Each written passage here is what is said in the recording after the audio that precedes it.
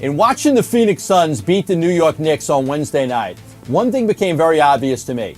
New York is not working out for Mike D'Antoni, and it's not working out for Amar'e Stoudemire. Let's start with the former Suns coach, Mike D'Antoni. He doesn't have the right fit. He doesn't have the right team to be successful in New York, and it's very likely that Mike D'Antoni is going to be fired by the New York Knicks.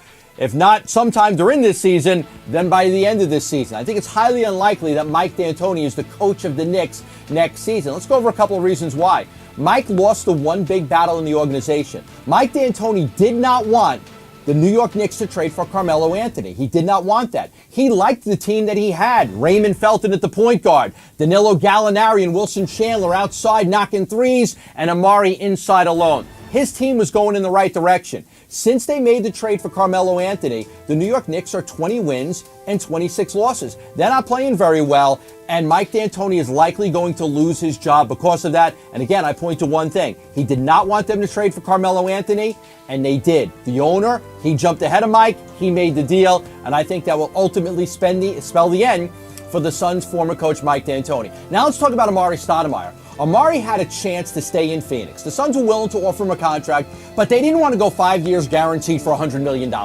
They felt that Amar'e, because of the microfracture surgery on his knee, would not hold up over a long-term contract. So they let Amar'e go. He went to New York, and he right now is a shell of his former self. And it's sad. Amar'e Stoudemire is averaging a career-worst points per game since his rookie season, a career-low shooting percentage, and he's not a big part of that offense anymore, again, because it's the wrong fit.